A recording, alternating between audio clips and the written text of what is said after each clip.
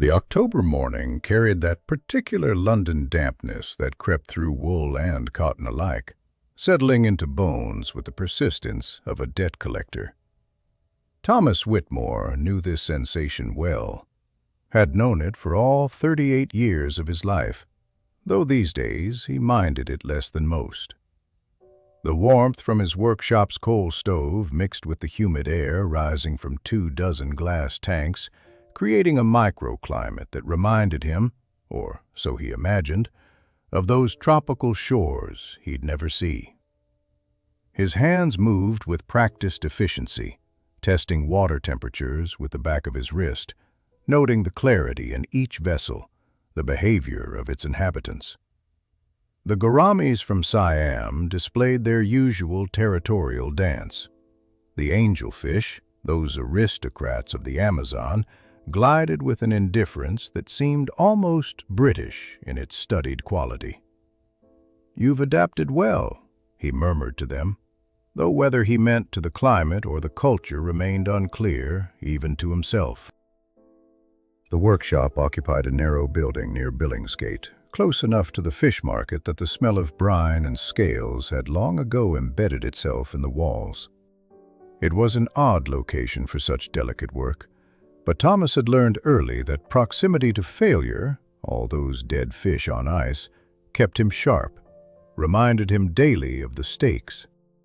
Each exotic specimen that survived under his care was a small victory against nature's preferences, against the logic that said a fish from Ceylon had no business swimming in London water.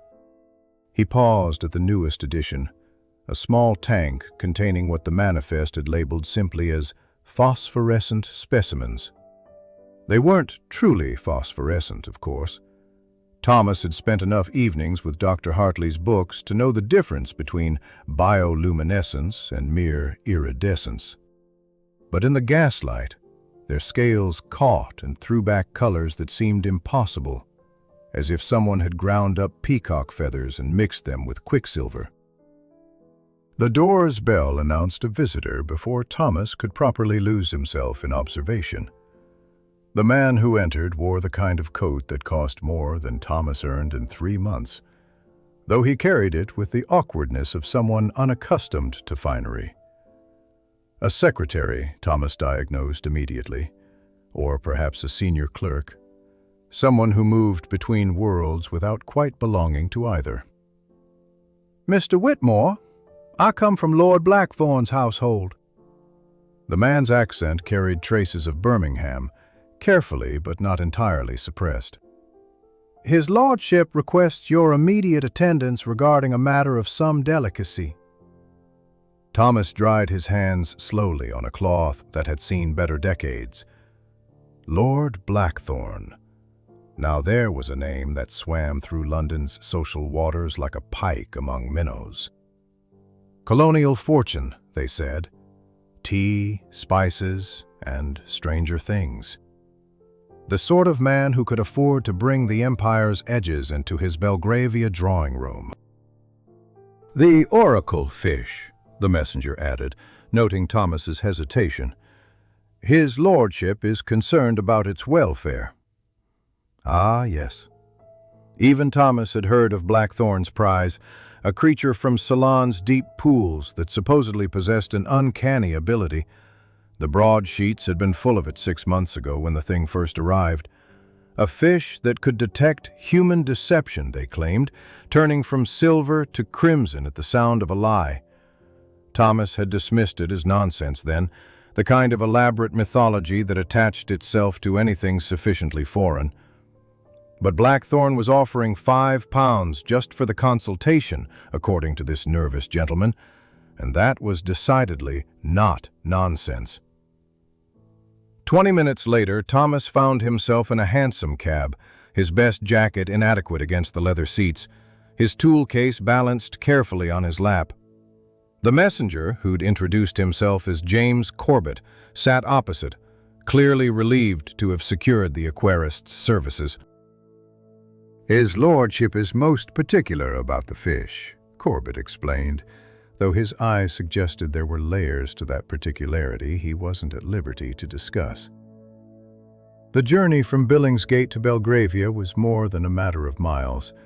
It was a progression through London's carefully maintained hierarchies, from the honest stink of commerce to the perfumed lies of society. Thomas watched through the cab's window as the buildings grew taller, cleaner, more assured of their right to exist. He thought of his late wife, Sarah, who'd always said he noticed too much for his own comfort. "You see the bones of things," she told him once, "when sometimes it's kinder to just admire the skin."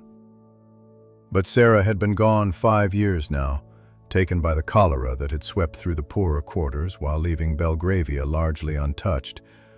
These days Thomas found himself seeing bones more than ever, the structures beneath surfaces, the mechanisms that made things work or fail to work. It was, he supposed, why he was good with fish. They couldn't hide their distress behind words or manners. Their truth was written in their movements, their color, their breathing. The Blackthorn mansion announced itself with the kind of understated grandeur that only real wealth could afford. No ostentatious displays, just the quiet confidence of perfect proportions, immaculate paint, and windows that gleamed like rectangular eyes. Thomas felt his shoulders tense automatically, that old working-class wariness of spaces where a single careless movement might break something worth more than his annual earnings. Yet, as Corbett led him through the servants' entrance, a small mercy that, avoiding the main hall's intimidation, Thomas found himself oddly excited. Whatever else might be said of Lord Blackthorn, the man had somehow kept a tropical fish alive in London for 6 months. That alone deserved respect, or at least professional curiosity. And if the stories were true, if this creature really did respond to human deception, well, that would be something worth seeing, wouldn't it? Though Thomas suspected the truth, as usual, would prove both more mundane and more interesting than the fiction. The servants' corridor smelled of beeswax and resignation, that particular mixture Thomas recognized from every great house he'd serviced. Corbett led him past a scullery maid who couldn't have been more than 14, her hands already raw from lye, past a footman practicing his posture against a wall. Each acknowledged Corbett with precise deference. Not too much, he wasn't quite their superior, but enough to show they knew the hierarchies. "The aquarium room is through here," Corbett said, pushing open a door that belonged to a different world entirely. Thomas stopped breathing for a moment, though he'd never admit it later. The room was octagonal, its ceiling a glass dome that caught and scattered the October afternoon light into patterns that danced across Turkish carpets. But it was the aquarium itself that commanded attention. A glass structure that dominated the room's center, 12 feet long and 6 feet high, held in a frame of brass and mahogany that must have cost more than most London homes. Inside, the water was clearer than any Thomas had achieved in his own workshop, and through it moved a single fish, perhaps 18 inches long, with scales that seemed to shift between silver and pearl as it swam. The oracle fish, presumably, though Thomas found himself thinking it looked remarkably like a large version of the cichlids he'd read about in Dr. Hartley's journals from the Royal Geographic Society. "Magnificent, isn't it?" The voice belonged to Lord Blackthorn himself, who'd entered through another door with the timing of a man accustomed to making entrances. He was 52 years precisely. Thomas had that gift for ages, with the kind of preserved vigor that suggested regular riding and irregular eating. His eyes were the interesting part, though, sharp as winter morning, constantly measuring. Thomas nodded, already moving closer to the tank, noting the temperature gauge, an expensive German model, and the clarity of the water. The filtration system alone must have cost a fortune. £40, not including installation. Blackthorn's smile suggested he enjoyed shocking tradesmen with casual mentions of enormous sums. But then, one doesn't trust a creature worth £800 to inferior equipment.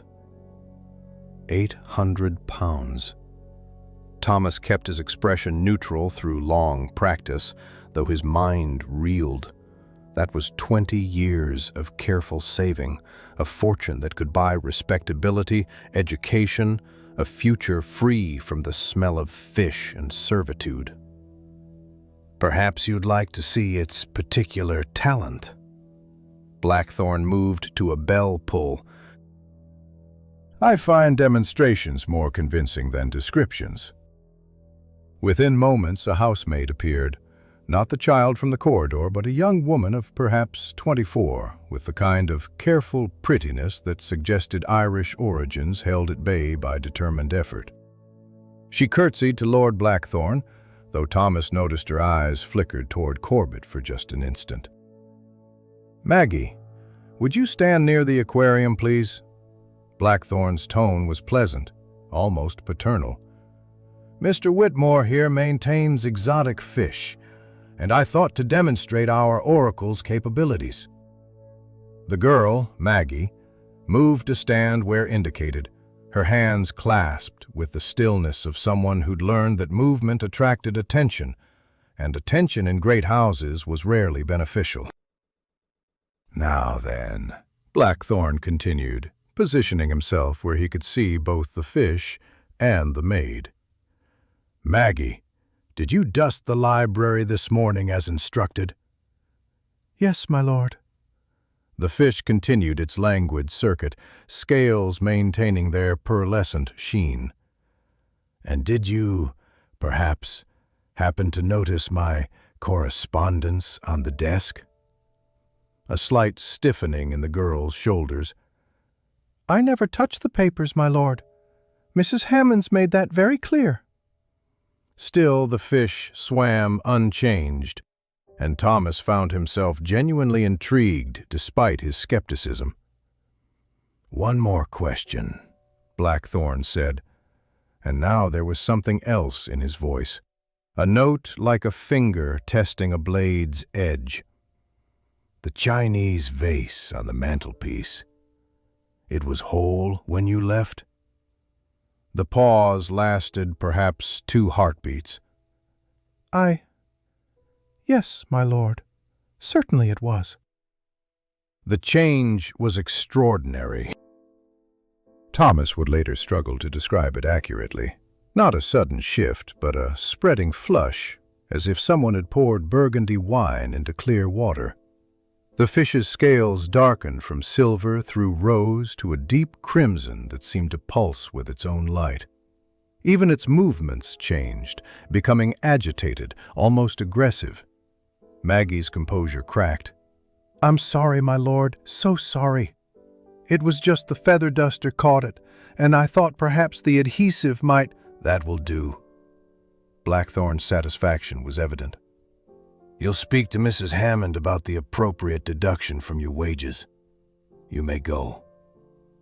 As the maid fled, Thomas remained fixated on the fish, which was already fading back to silver, the crimson retreating like shame from a caught liar's cheeks.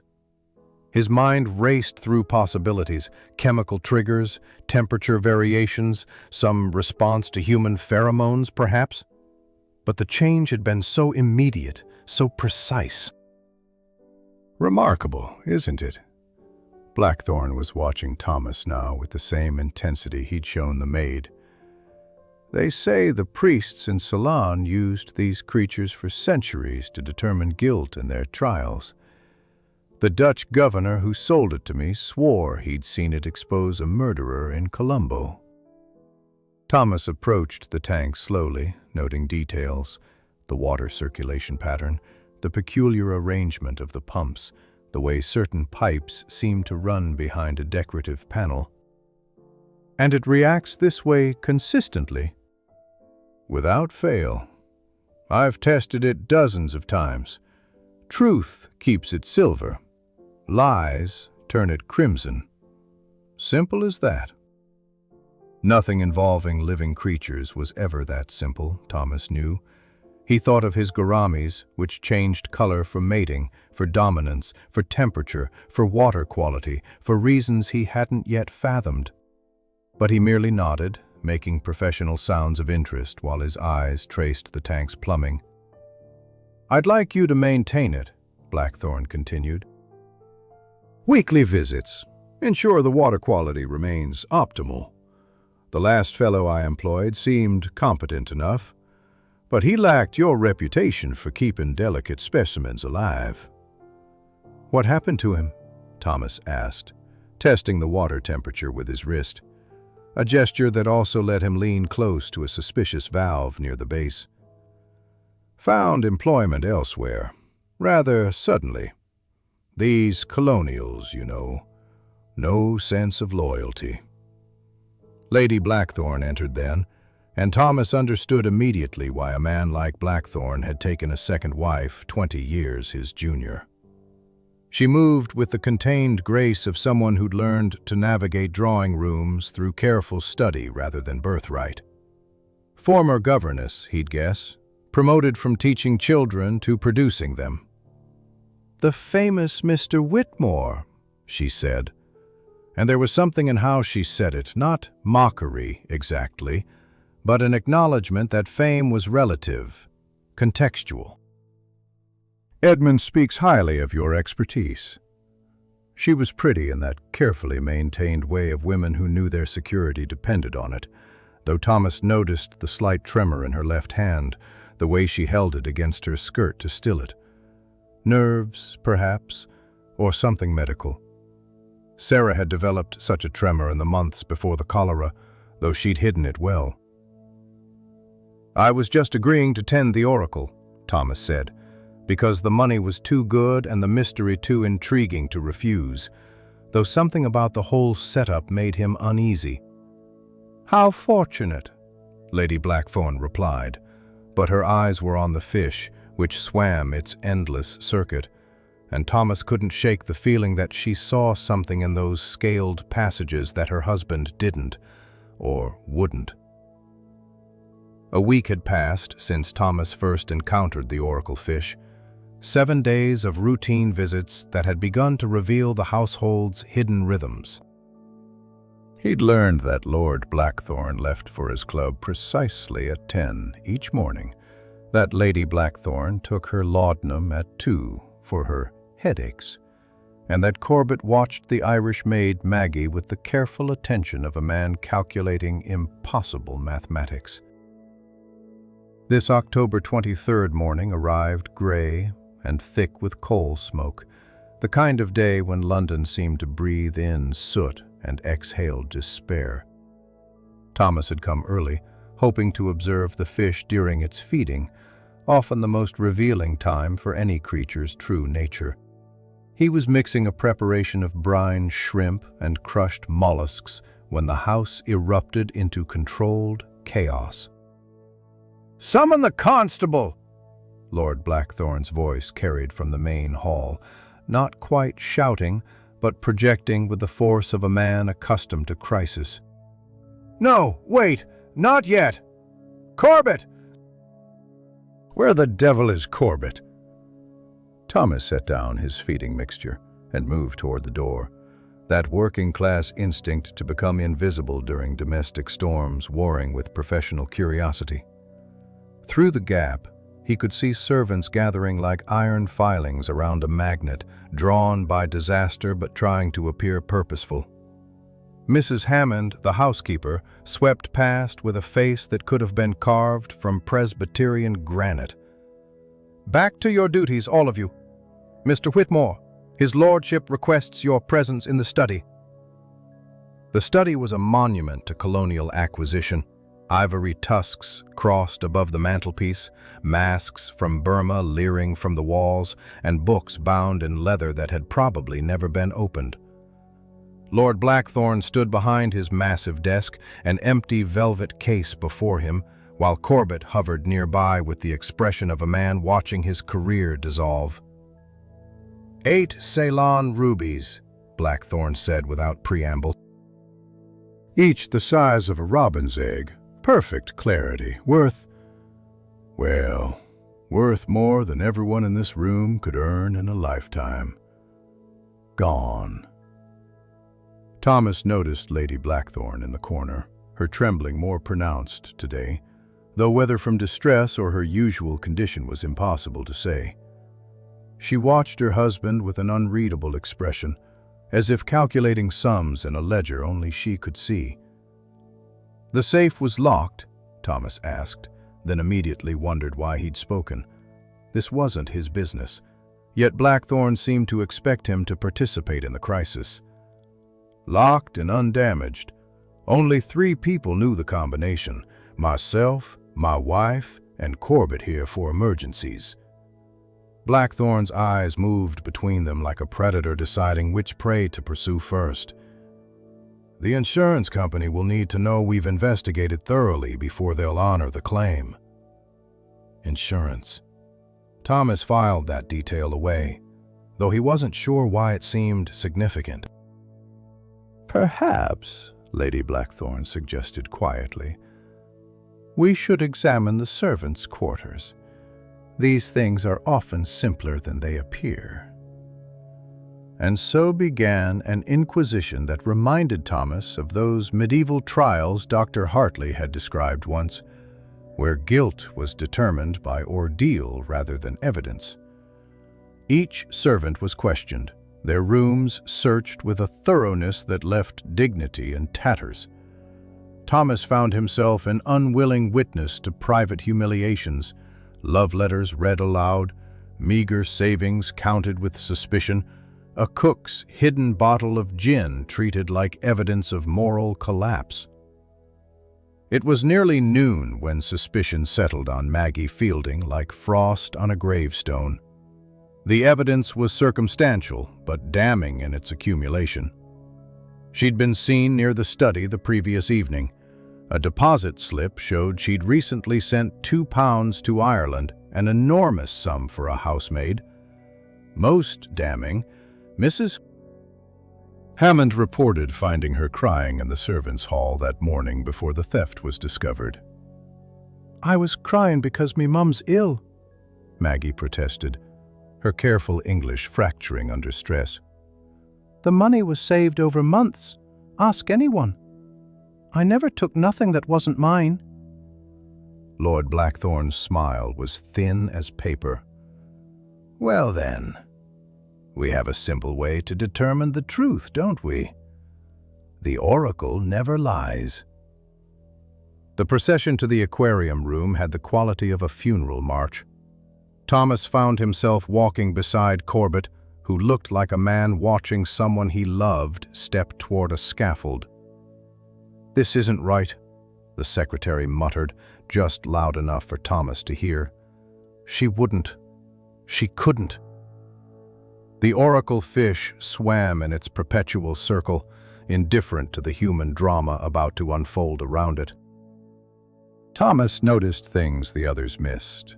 How Lord Blackthorn positioned himself near a specific panel, how his right hand fidgeted with his signet ring, how the water pumps seemed to hum at a slightly different frequency than usual. "Stand there, girl." Blackthorn indicated a spot directly in front of the tank. Maggie moved like someone walking through deep water, each step an effort of will. "Did you take the rubies?" "No, my lord. I swear it." For a moment, nothing. The fish continued its circuit, scales catching the light like scattered coins. Then Thomas saw it. Blackthorn's subtle movement, the way his ring hand brushed against the decorative panel. The change in the fish was immediate and dramatic. The silver faded to pink, then rose, then deep crimson, as if the creature were bleeding color into the water around it. "Liar." Blackthorn's voice held triumph and something else.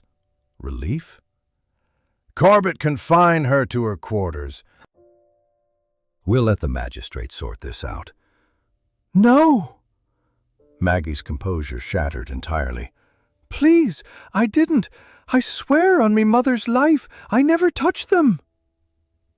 But the fish remained crimson, a living testament to her supposed guilt.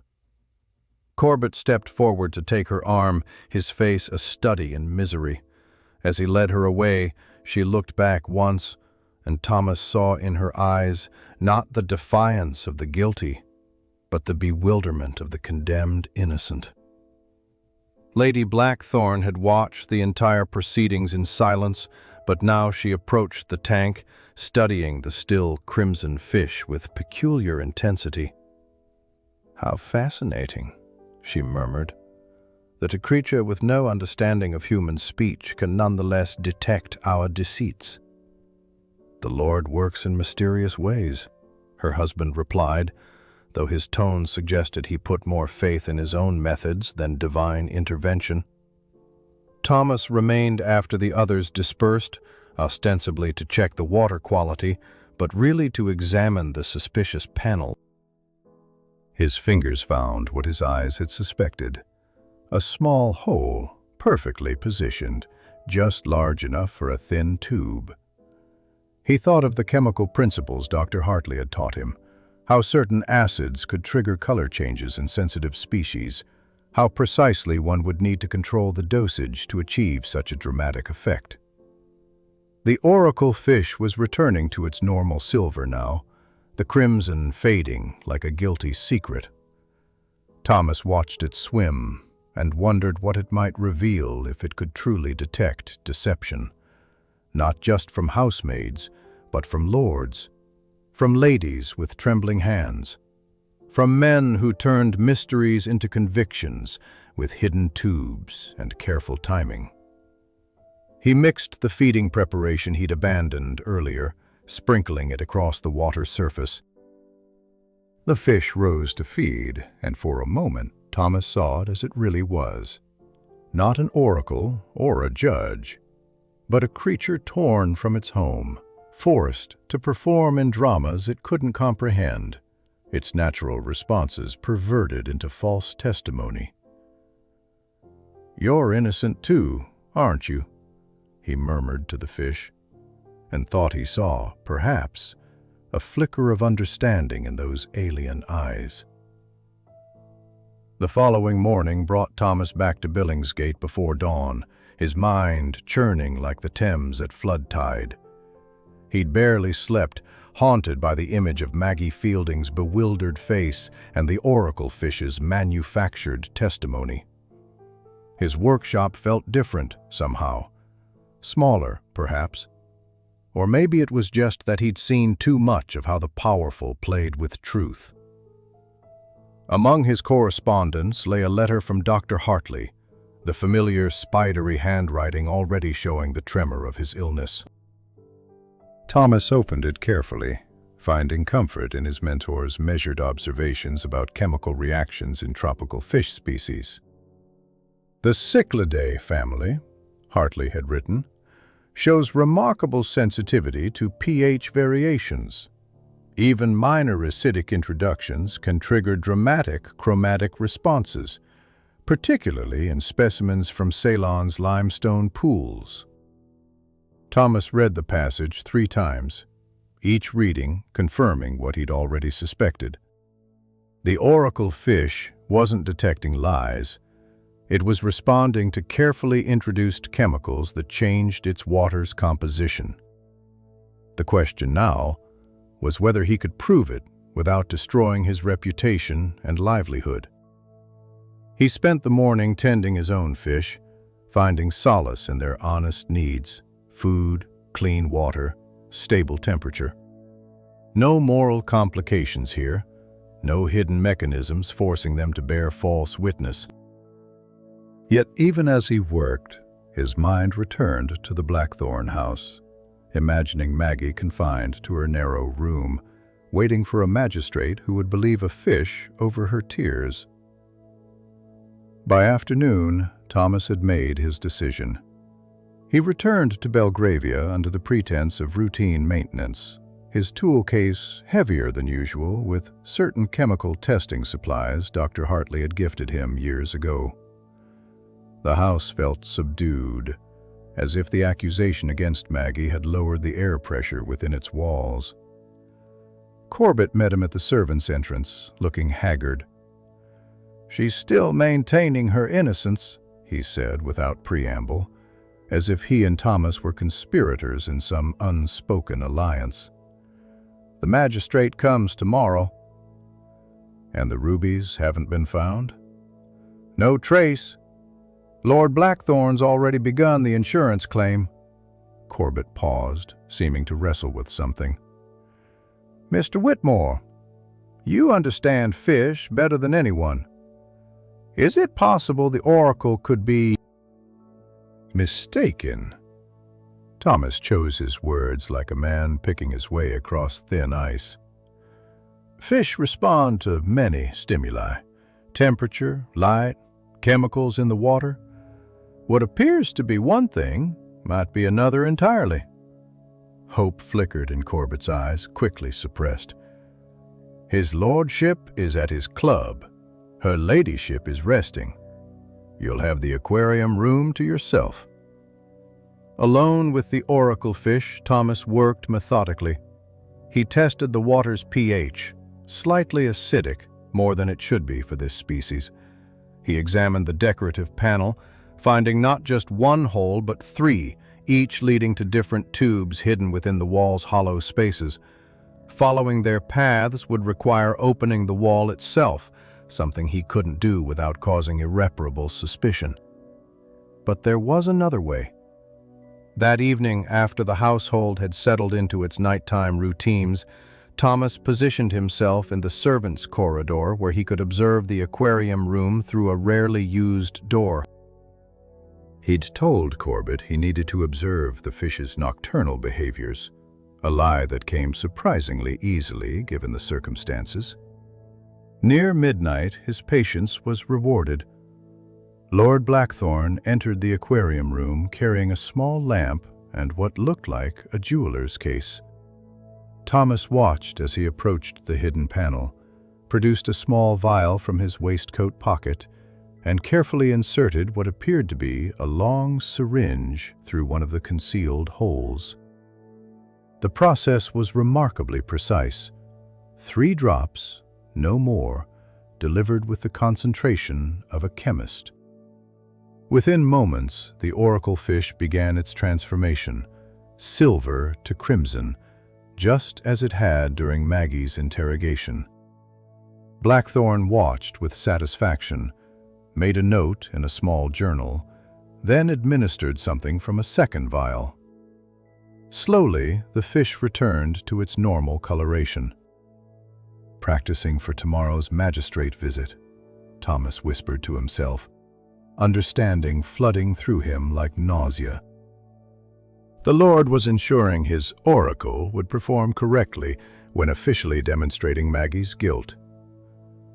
Thomas retreated to the kitchen, where he found the cook, Mrs. Hartwell, nursing a late-night cup of tea that smelled suspiciously of gin. She regarded him with the weary acceptance of someone who'd seen too many gentlemen's peculiarities to be surprised by anything. "Can't sleep either?" she asked, pouring him a cup without waiting for an answer. "This business with young Maggie has everyone unsettled." "You've known her long?" 2 years. Good girl. Sends half her wages home to Ireland. Her mother's truly ill, consumption. Maggie showed me the letter." Mrs. Hartwell's expression darkened. "But the fish said what it said. Can't argue with nature." Thomas almost laughed at the irony. Instead, he asked carefully, "Has Lord Blackthorn always been interested in such exotic creatures?" "Only since the financial trouble started." The cook caught herself, glancing around nervously.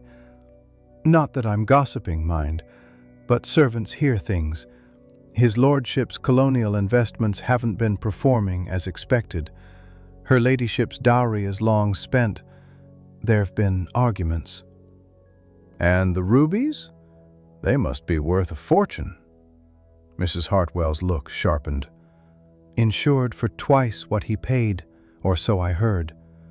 Funny how valuable things become right before they disappear. The implications hung between them like smoke.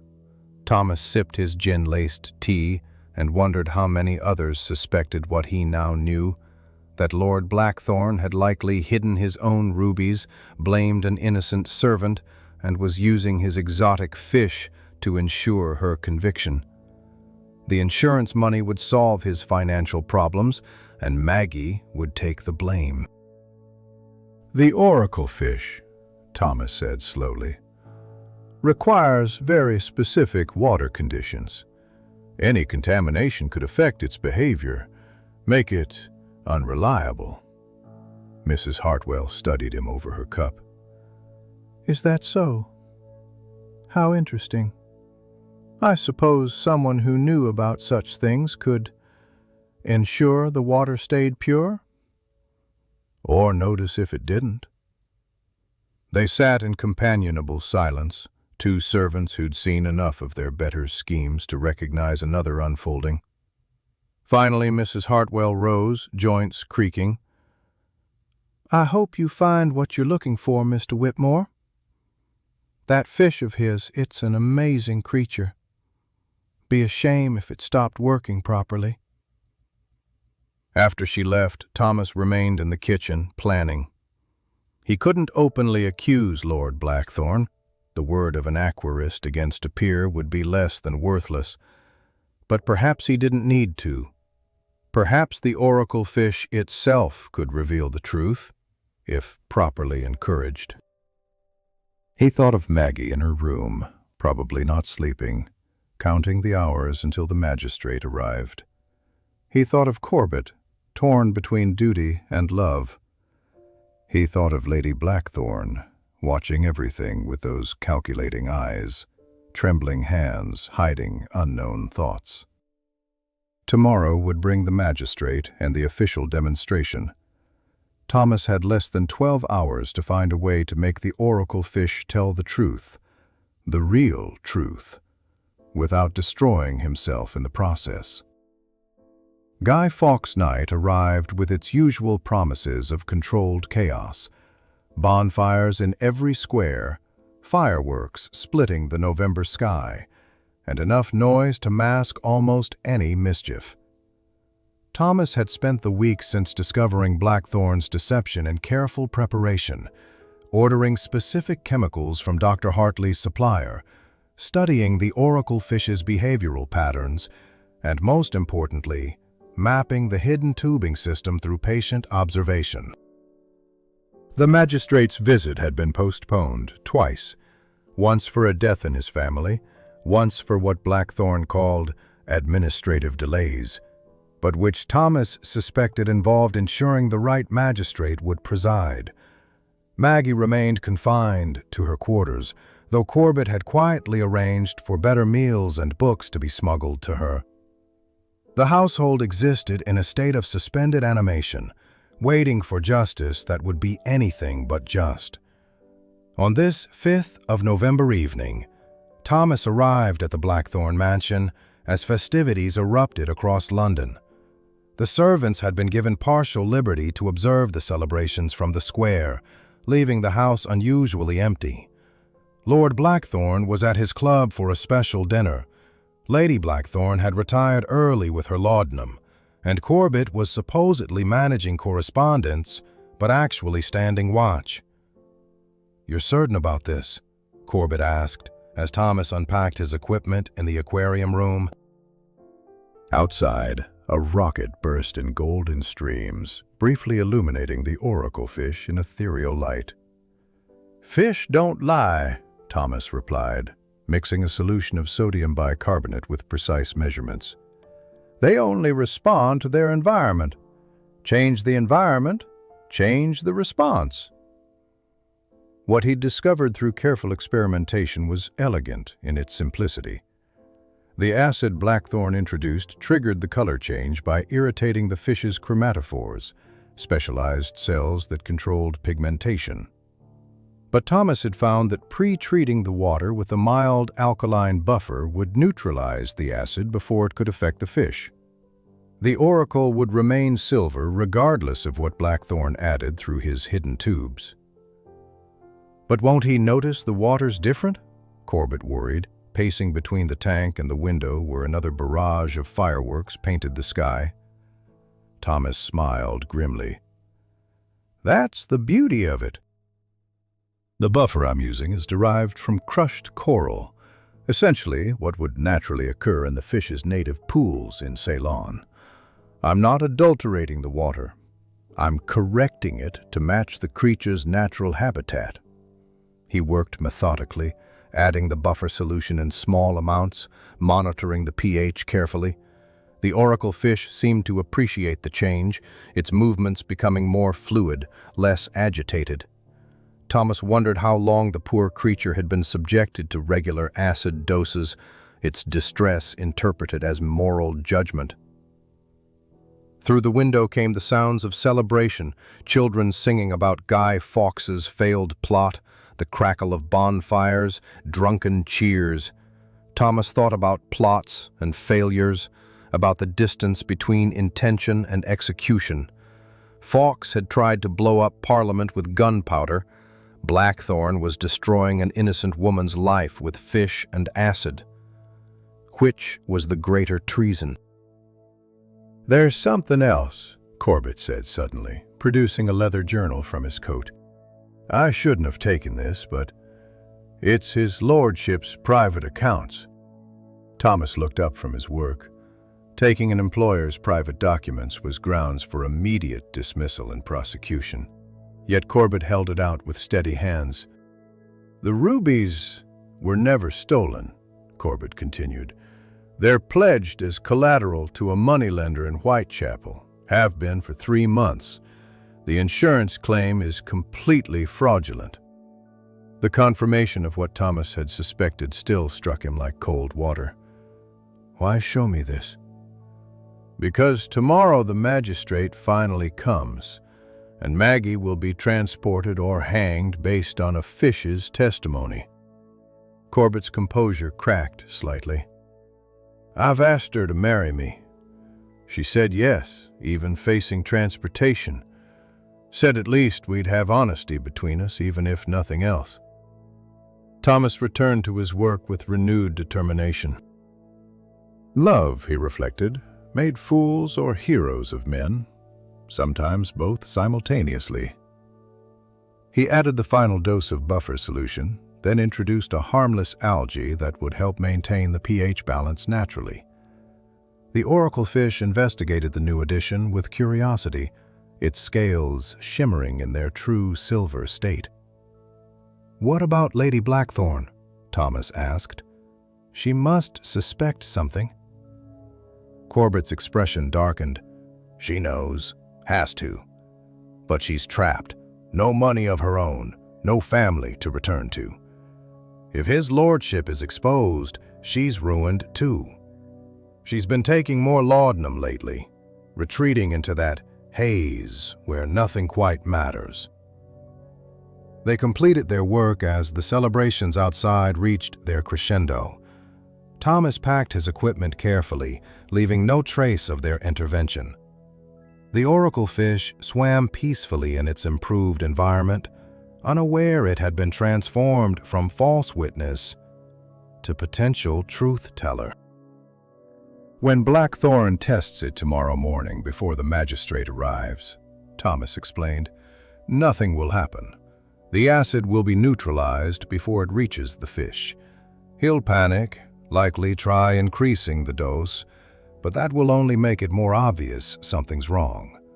Eventually, someone will investigate the apparatus. Someone like you?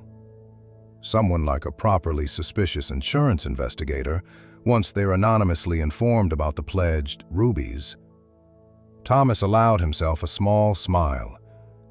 I may not be able to accuse a lord, but insurance companies have their own sort of power.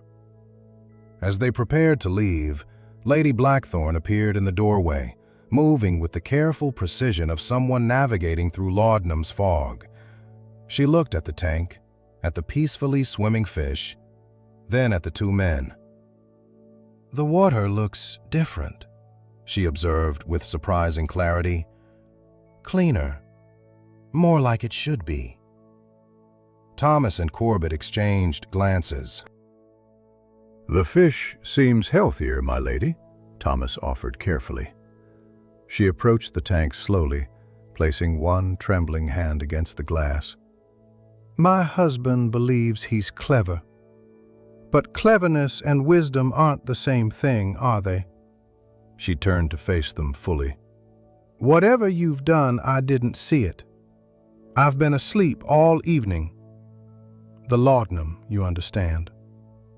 But her eyes were sharp as she said it, and Thomas understood she was offering them protection, or at least plausible deniability.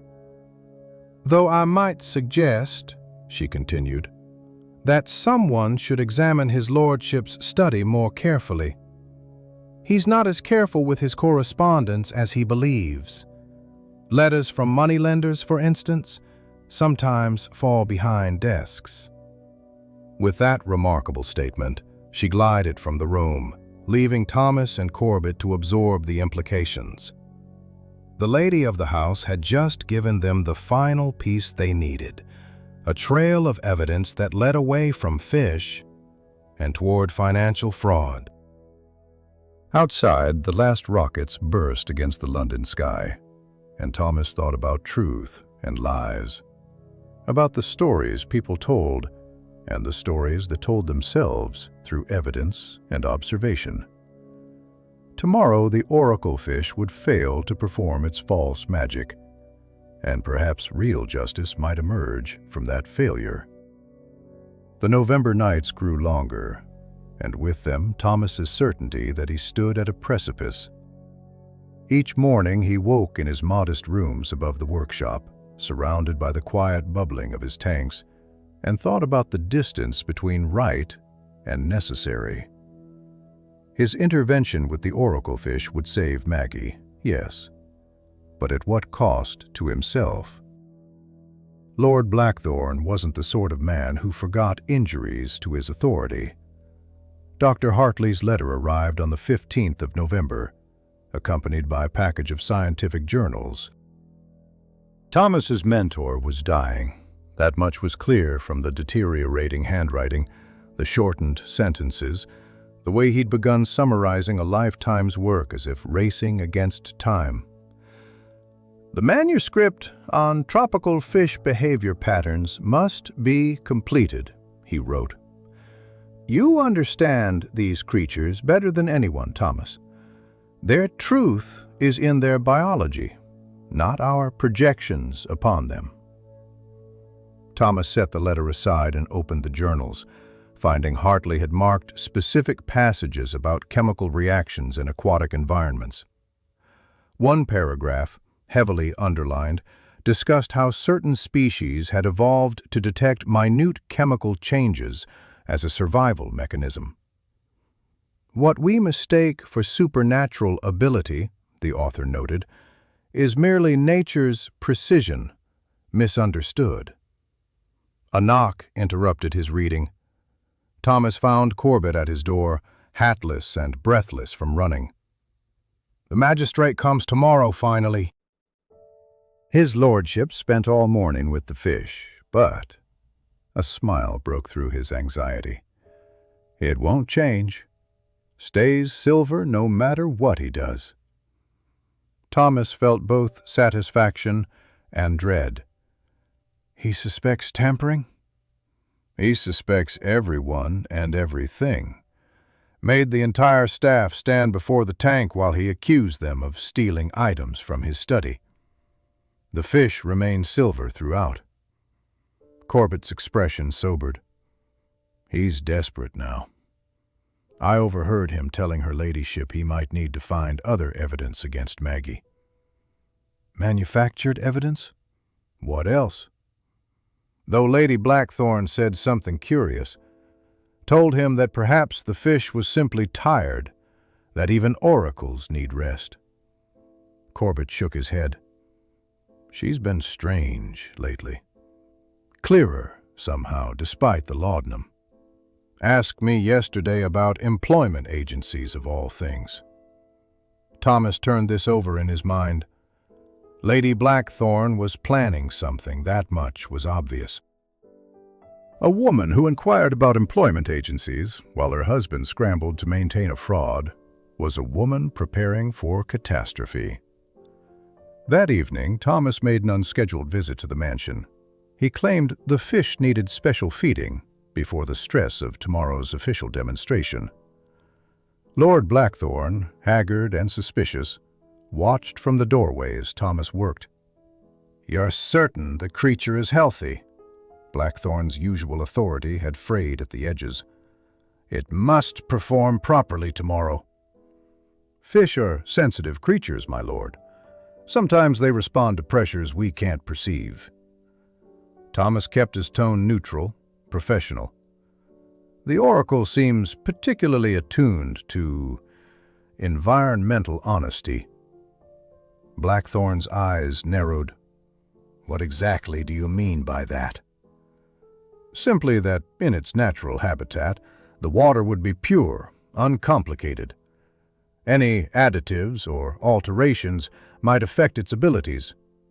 Thomas met his gaze steadily. "I've done my best to recreate those original conditions." The threat hung between them, unspoken but clear. Blackthorn's hand moved unconsciously to his signet ring. The one Thomas knew concealed the tiny reservoir of acid. "See that it continues to receive the best care," he said finally, and left. Alone with the fish, Thomas allowed himself a moment of sympathy for the creature. It swam in peaceful circles, unaware it was the center of a moral storm.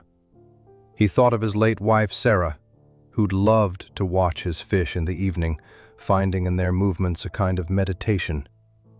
"They're honest," she'd said once. "They can't pretend to be anything other than what they are." The next morning arrived gray and bitter, frost coating the windows like accusatory fingers. Thomas positioned himself in the square outside the Blackthorn mansion, ostensibly examining specimens from a street vendor, but actually watching the house. The magistrate's carriage arrived at 10 precisely, followed by 2 constables and a clerk. Through the tall windows, Thomas could see the gathering in the aquarium room. Lord Blackthorn gesticulating, the magistrate nodding seriously, Maggie standing between the constables with Corbett nearby. The oracle fish was about to give its most important performance, though not the one Blackthorn expected. An hour passed, then another. Finally, unexpected activity, Lady Blackthorn's personal carriage being brought around, trunks being loaded with unseemly haste. Thomas moved closer, pretending interest in a flower seller's wares.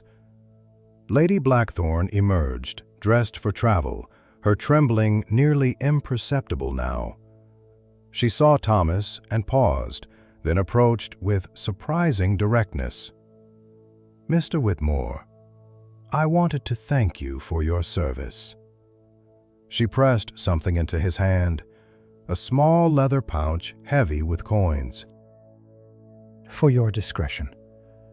"My lady, where—" "My sister in Yorkshire has been asking me to visit. I think an extended stay would be beneficial for my health." Her smile was knowing.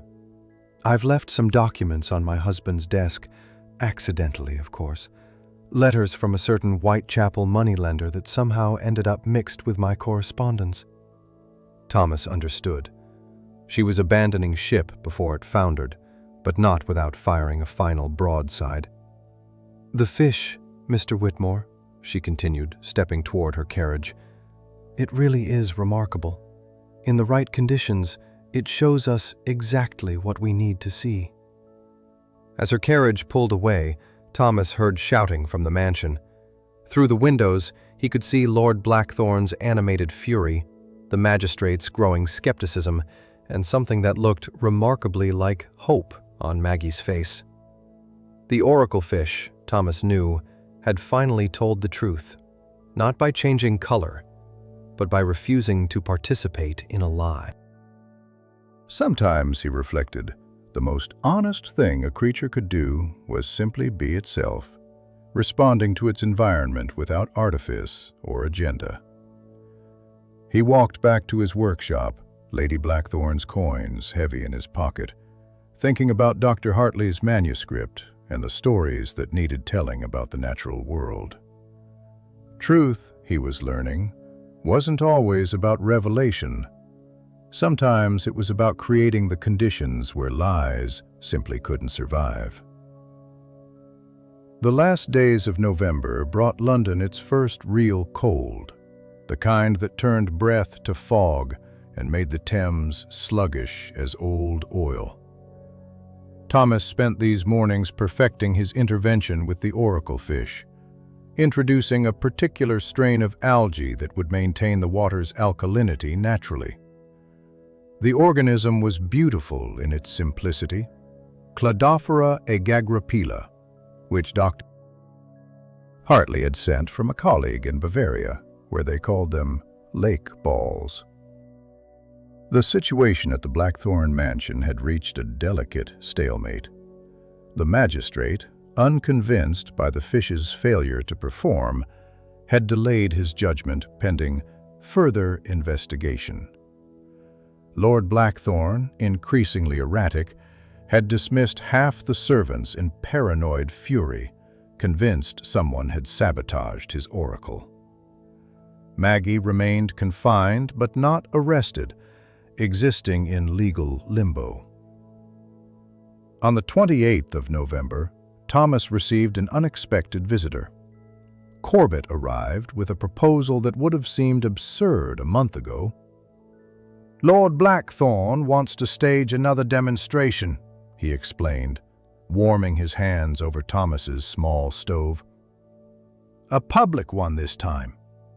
He's invited several members of his club, the insurance investigators, even a reporter from the Times. He believes if enough witnesses see the oracle detect a lie, any lie, it will validate Maggie's guilt retroactively." Thomas continued preparing food for his gouramis, considering the implications. "And he wants me there to certify the fish's health? More than that. He wants you to test the water publicly, confirm there's no tampering. He's offering £10. Corbett's smile was grim. "He doesn't know you're the one who's been neutralizing his acid." It was a trap, possibly, or desperation masquerading as cleverness. Either way, Thomas saw opportunity. "When?" "December 1st. 3 days to prepare." Corbett hesitated, then added, "I've been helping Lady Blackthorn's solicitor. Before she left, she gave him power to act on her behalf. If Lord Blackthorn is publicly exposed as a fraud, the insurance company voids the claim, his creditors descend, and Maggie goes free." Thomas nodded slowly. "But we need him to expose himself. The fish won't do it for him anymore." Over the next 3 days, Thomas worked with the focused intensity of a man preparing for war. He tested and retested the water's chemical balance, ensuring the algae had fully integrated into the tank's ecosystem.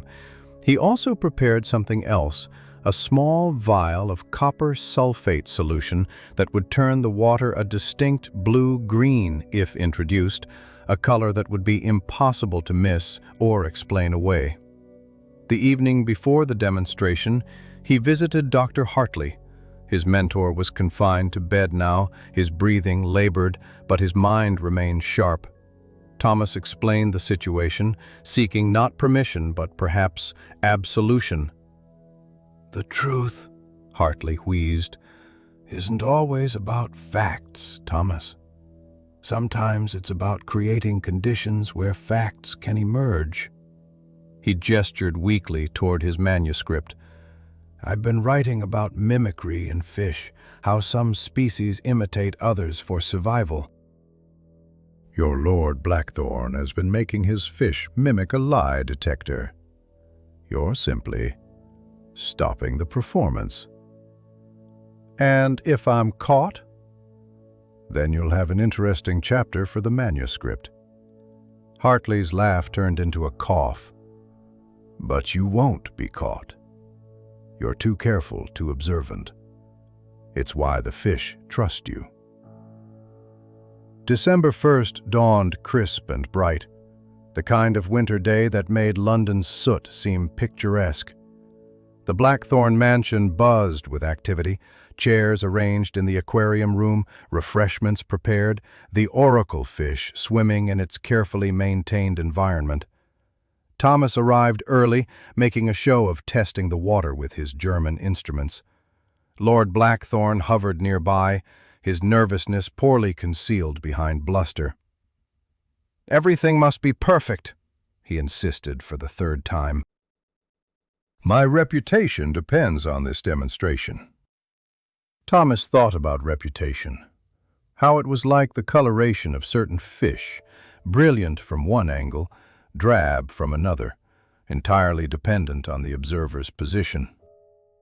"The water is ideal, my lord. Whatever happens will be the fish's true response." The guests began arriving at 2 o'clock, pompous men in expensive suits, skeptical insurance investigators, and a thin reporter who sketched everything in a small notebook. Corbett stood near the door, ostensibly managing the event, but actually positioning himself to observe everything.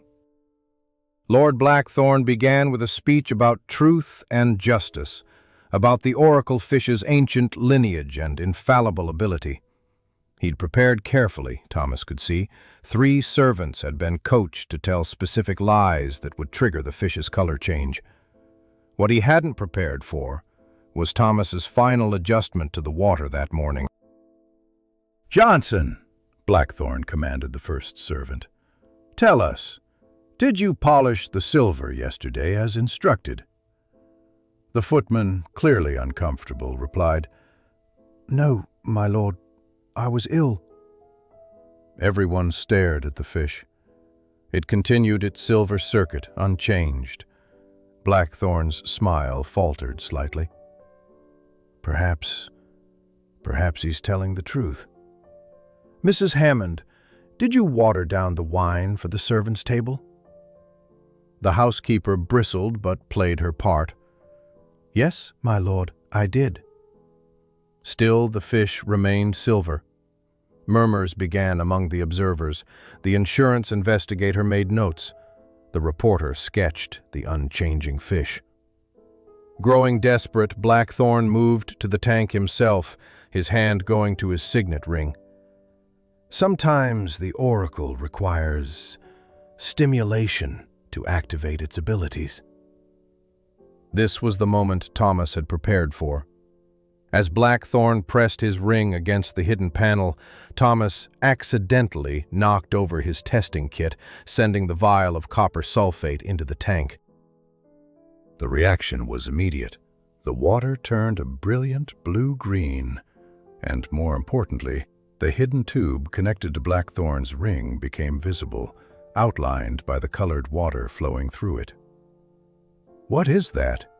The insurance investigator stood, pointing at the now obvious tube. Is there a pipe leading into the tank?" The room erupted. The reporter scribbled furiously. The club members backed away from Blackthorn as if fraud were contagious. And through it all, the oracle fish swam peacefully in its blue-green world, finally free from its forced testimony. "I can explain," Blackthorn began, but explanations were like his carefully constructed lies. They required an audience willing to believe, and that audience had evaporated like morning mist. Thomas began packing his equipment, keeping his expression professionally neutral despite his inner satisfaction. He caught Corbett's eye, saw the younger man's relief and gratitude. Maggie would be free. The truth, in its roundabout way, had emerged. But his real triumph, Thomas thought, was the fish itself. It swam through the colored water with what seemed like joy, released from its role as false prophet, returned to being simply, honestly, itself. The scandal broke across London society like ice on a December pond, sharp, sudden, and with cracks spreading in unexpected directions.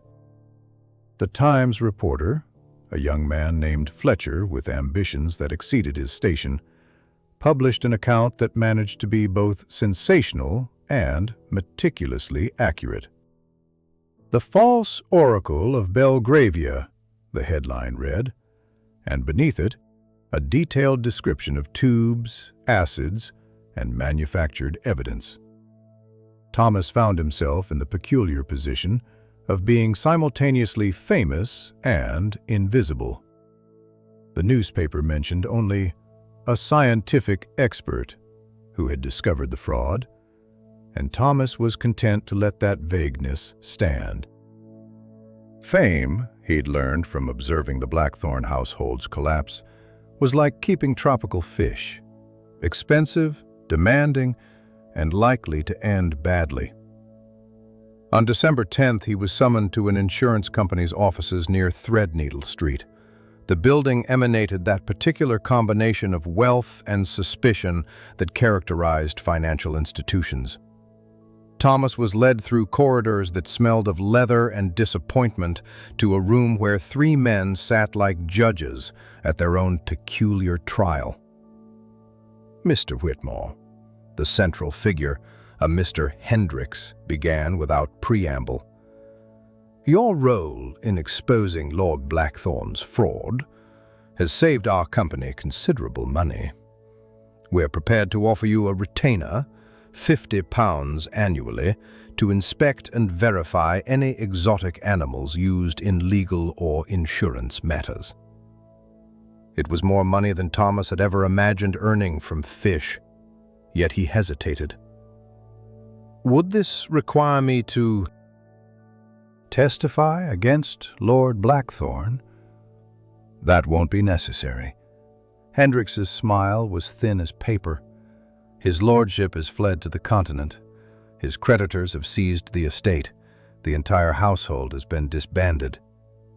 Thomas thought of the servants scattered like seeds from a burst pod, each trying to find new soil in which to root. "And the housemaid, Maggie Fielding?"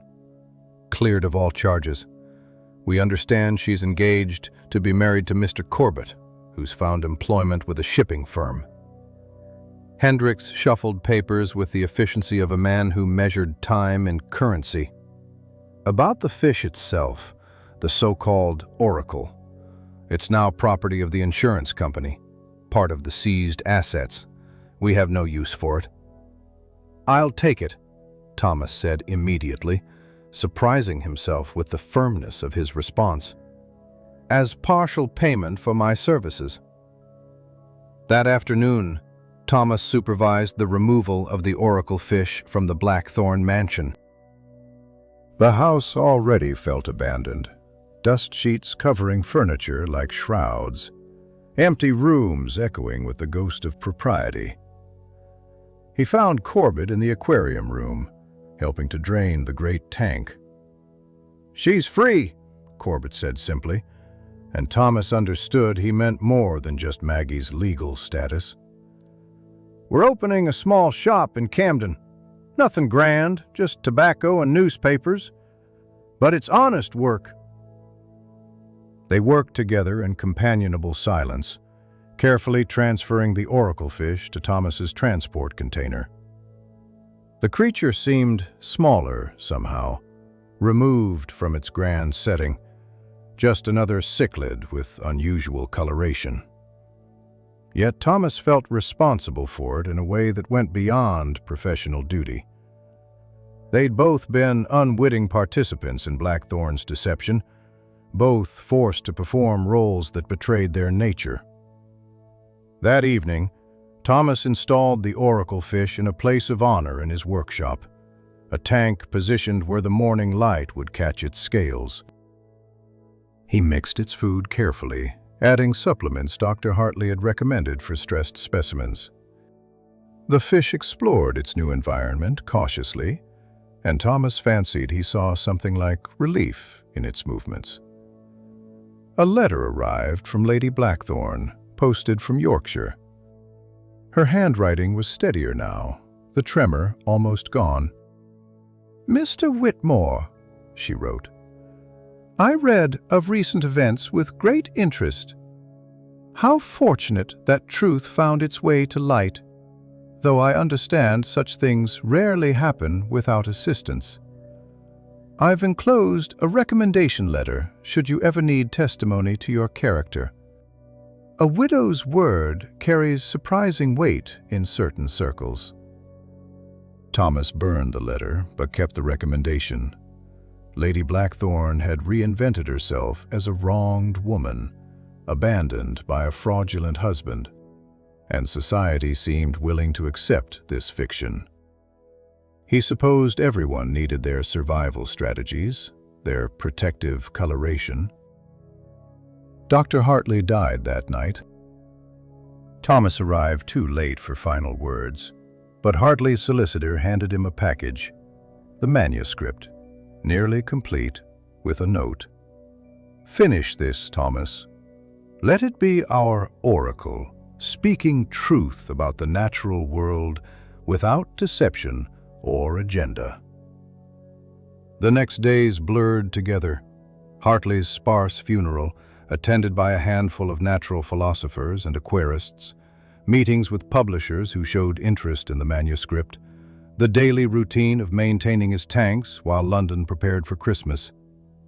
The oracle fish had settled into its new life, its color changes now following natural rhythms, darker in morning, lighter at night, occasionally flashing crimson during feeding time for reasons entirely its own. On December 20th, Corbett and Maggie visited the workshop. She was transformed from the frightened housemaid, her chin higher, her accent less carefully suppressed. They brought news that several former Blackthorne servants had found positions, aided by Lady Blackthorne's recommendations and the publicity surrounding the scandal. "It's strange," Maggie said, watching the oracle fish swim lazy circles. "That creature nearly destroyed my life, yet it was innocent as I was." "Innocence is a luxury," Thomas replied, sprinkling food across the water's surface. "Most of us just try to survive with as little harm as possible." Corbett studied the fish with the intensity of someone parsing a difficult text. "Do you think it knows what it was part of?" Thomas considered the question. The fish rose to take a pellet of food, its scales catching the light in that remarkable way that had started everything. "I think it knows what all creatures know. When they're safe, when they're threatened, when the water's right or wrong." The rest was just human projection, our need to make nature mean something beyond itself. They left with promises to invite Thomas to their wedding, a small ceremony planned for spring. Alone again with his fish, Thomas returned to Hartley's manuscript, adding observations about the oracle fish, not its supposed supernatural abilities, but its real biology, its actual needs, its true nature. Outside, London settled into winter evening, gas lamps creating pools of yellow light in gathering darkness. The oracle fish swam through its tank, neither silver nor crimson, but something in between, something honest and uninterpreted, something that simply was. December 20th brought an unexpected commission that would prove to be Thomas's final involvement with the Blackthorne affair. A letter arrived from the Natural History Museum, signed by Professor Aldrich, requesting Thomas's expertise in preparing a public exhibition about truth and deception in the natural world. The oracle fish, they proposed, would serve as the centerpiece, not as a mystical lie detector, but as an example of how scientific ignorance could be exploited for fraud. Thomas met Professor Aldrich at the museum on a morning when frost had turned the windows into galleries of crystalline art. The professor was younger than expected, perhaps 40, with the kind of enthusiasm that suggested he'd never quite recovered from his first glimpse through a microscope. "The public is fascinated by the scandal," Aldrich explained, leading Thomas through halls lined with specimens that had traveled further dead than most Londoners would alive. "But fascination without education is merely entertainment. We want to show them the real science, how the fish's chromatophores work, why certain chemicals trigger color changes." They stopped before an empty display case, already labeled Chromatus mendax, the Ceylonese color-changing cichlid. Thomas noted with dry amusement that even the museum had invented a scientific name for the creature, as if Latin could domesticate mystery. "I'll need 3 weeks to prepare the fish," Thomas said, calculating the stress of movement, the adjustment to new water, the 100 small details that meant the difference between a living exhibit and a floating corpse. "And I want to include information about its natural habitat, its actual behaviors. People should understand what it really is, not just what Blackthorn made it seem." That evening, Thomas found himself writing the exhibition text by lamplight, searching for words that would make the truth as compelling as the lie had been. "The fish cannot detect human deception," he wrote. "But humans have proven remarkably adept at deceiving themselves about fish." A knock interrupted his work. James Corbett stood at the door, snow dusting his shoulders, carrying a package wrapped in oilcloth. "Maggie thought you should have this," he said, producing Lord Blackthorn's leather journal, the one documenting his fraud in meticulous detail. Thomas turned the pages carefully, finding detailed notes about acid concentrations, timing, even observations about which lies produced the most dramatic color changes. It was evidence of criminality, certainly, but also something else. The record of a man who'd convinced himself that controlling truth was the same as possessing it. "The authorities don't want it," Corbett explained. "Blackthorn's gone. The insurance company has its money back. Everyone wants to forget. But Maggie thought, well, she thought someone should remember. That someone should learn from it." After Corbett left, Thomas continued reading. The journal's later entries showed increasing desperation. Blackthorn had begun believing his own mythology, writing about the oracle fish as if it truly possessed supernatural powers that were simply temperamental. The line between deceiver and deceived had blurred until even Blackthorn couldn't find it. On December 23rd, while preparing the museum display, Thomas received unexpected visitors. Mrs. Hammond, the former Blackthorn housekeeper, arrived with 2 other dismissed servants. They'd pooled their savings to commission Thomas to establish an aquarium for the boarding house they were opening together. "Respectable lodgings for professional women," Mrs. Hammond explained with pride that suggested the venture meant more than mere income. "We want something beautiful," she said, "something that shows we understand quality, refinement, but also something true." We've had enough of false miracles. Thomas designed for them a community tank, tetras that schooled like living mercury, catfish that cleaned with quiet efficiency, plants that provided shelter and oxygen in equal measure. It was, he thought, an ecosystem that mirrored their own intentions, different species coexisting through mutual benefit rather than deception. Christmas Eve found him working late at the museum, adjusting the oracle fish's display tank while London celebrated outside. He'd added native Ceylon plants, recreated the limestone-filtered water of its homeland, provided caves where it could retreat from the public gaze. The fish had responded by displaying its natural color variations, subtle shifts that had nothing to do with human lies and everything to do with light, temperature, mood. Professor Aldrich joined him, bringing a bottle of port that suggested academic salaries exceeded aquarist wages. "It's remarkable," the professor said, watching the fish explore its environment. "Blackthorn turned this creature into a fraud, but the fraud revealed a truth about human nature, about our willingness to believe what power tells us." "The fish was just being a fish," Thomas replied, accepting a glass of port. "It changed color because that's what this species does when stressed.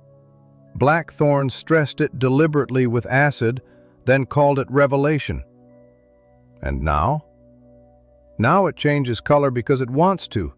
Sometimes red for aggression, sometimes pale for submission, sometimes patterns I haven't decoded yet." Thomas smiled slightly. "It's actually more interesting than Blackthorn's version. Less dramatic, perhaps, but more complex." They drank in companionable silence while snow began falling outside, each flake catching the gaslight like scales in water. The oracle fish swam through its tank, unaware it would soon be London's most famous fish. Not for the lies told about it, but for the truths it would help reveal. Thomas thought about Dr. Hartley's manuscript, nearly complete now, waiting on his desk. He'd added a chapter about the oracle fish, not about the scandal, but about the science. How chromatophores worked, how chemical signals triggered responses, how nature's actual mechanisms were far more wondrous than any supernatural explanation. "Will you keep working with fish?" Aldrich asked. "After all this?" Thomas watched the oracle, now settled behind a piece of driftwood, its colors muted in the evening's calm. "Fish are honest," he said. "They can't pretend to be what they're not. They respond to their environment without agenda or artifice. After the past months, I find that refreshing." The museum fell quiet around them, centuries of preserved specimens bearing witness to their conversation. Somewhere in London, Maggie and Corbett were preparing for their wedding. Lady Blackthorn was establishing herself in Yorkshire society, and Lord Blackthorn was learning that continental exile was colder than colonial fortune. But here, in this hall of science and wonder, the oracle fish simply existed. Neither judge nor prophet, neither miracle nor fraud. Just a creature perfectly adapted to its environment, displaying its truth in every scale.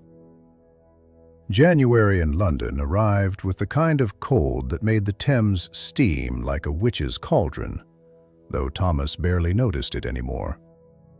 His workshop had become a different place these past weeks, warmer somehow, not just from the coal stove, but from the steady stream of visitors drawn by his quiet fame as the man who'd revealed the oracle fish fraud. The morning of January 15th, 1854, found him completing Dr. Hartley's manuscript, adding the final observations that would transform a lifetime's work into something permanent. The publisher had agreed to print 500 copies, a modest run, but Thomas knew each would find its way to someone who needed to understand that nature's truth was always more intricate than human fiction. He paused at his desk to watch the oracle fish in its tank, now placed where he could observe it while writing. The creature had developed what Thomas could only describe as a personality in its new environment. Curious about movement outside its tank, aggressive during feeding, surprisingly playful with the small current he'd created using a German-designed water wheel. It no longer changed color in response to stress because there was no stress to respond to, only the natural rhythms of a fish living as a fish should live. A letter arrived with the Morning Post, bearing Yorkshire postmarks. Lady Blackthorn wrote in her newly steady hand, "Miss Whitmore, I read that the museum exhibition has been a great success. How fitting that truth, properly presented, proves more fascinating than fiction. I've established a small school here for young women of reduced circumstances. We keep tropical fish in the classroom. They teach patience and observation better than any textbook. Perhaps you might recommend a reliable supplier?" Thomas smiled at her transformation. From laudanum-dependent wife to independent educator, perhaps the oracle fish had indeed revealed truth, just not in the way anyone had expected. He penned a response, recommending several colleagues who could provide appropriate specimens, then returned to his morning routine. The wedding invitation from Corbett and Maggie sat propped against a tank containing his newest acquisitions. Small fish from the Amazon that schooled like living silver, their synchronized movements a meditation on community. They'd married quietly on January 10th, the ceremony attended by former Blackthorn servants and a few friends from their new life. Thomas had sent them a pair of angelfish as a wedding gift, symbols of new beginnings that required careful tending to thrive. At noon, Professor Aldrich arrived for their weekly consultation about the museum display. The exhibition had drawn unexpected crowds, not the sensation seekers Thomas had feared, but genuinely curious people who stood before the tank asking questions about biology, chemistry, the mechanics of perception. "We've had a letter from the Royal Society," Aldrich announced, unable to contain his excitement. "They want to fund an expedition to Ceylon to study these fish in their natural habitat. They've specifically requested your involvement." Thomas considered this while feeding his gouramis, watching them rise to the surface with their peculiar dignity. Ceylon, to see the oracle fish's true home, to understand completely what Lord Blackthorn had corrupted. "I'm honored," he said finally, "but I must decline. My work is here, with these creatures already displaced.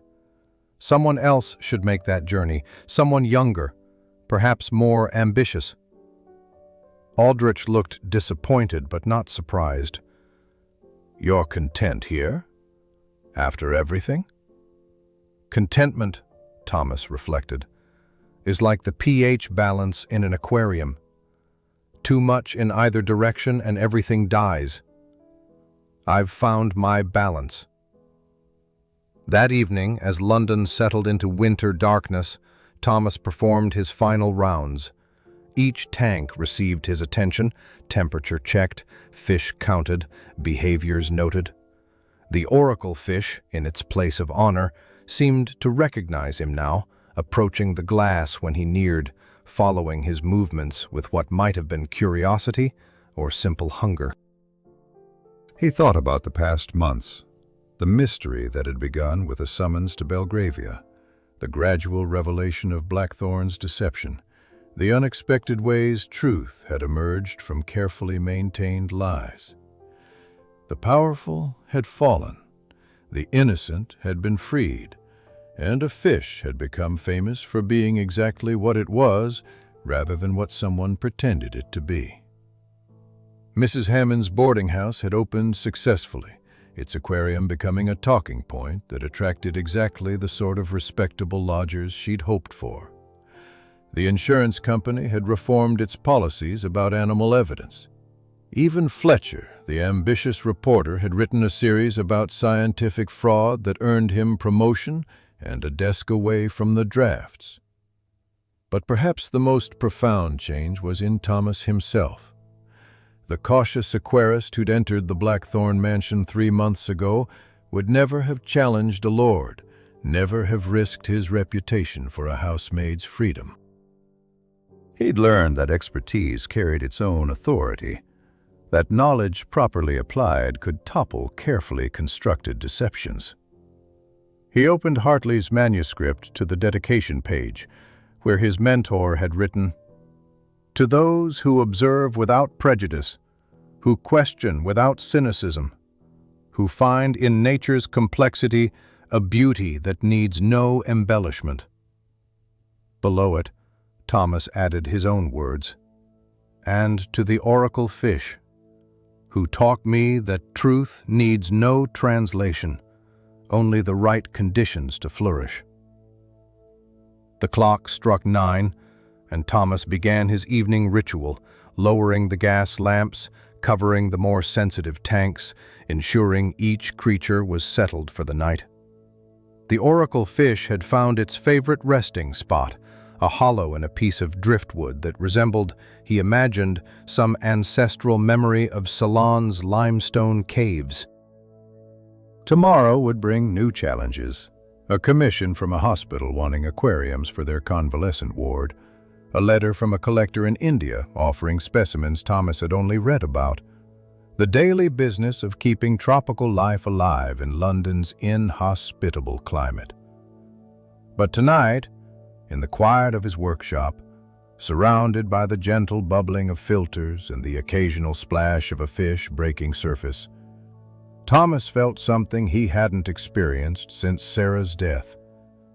Not happiness, exactly, but a sense of rightness, of being precisely where he should be. He made a final note in his journal. The oracle fish exhibited normal coloration throughout the day, no signs of stress. Feeding response excellent. The specimen continues to thrive in conditions that approximate its natural habitat. Truth, it seems, requires nothing more than appropriate environment and careful observation. Outside, snow began to fall again, each flake a small miracle of crystalline architecture that would exist for moments before London's warmth transformed it into something else entirely.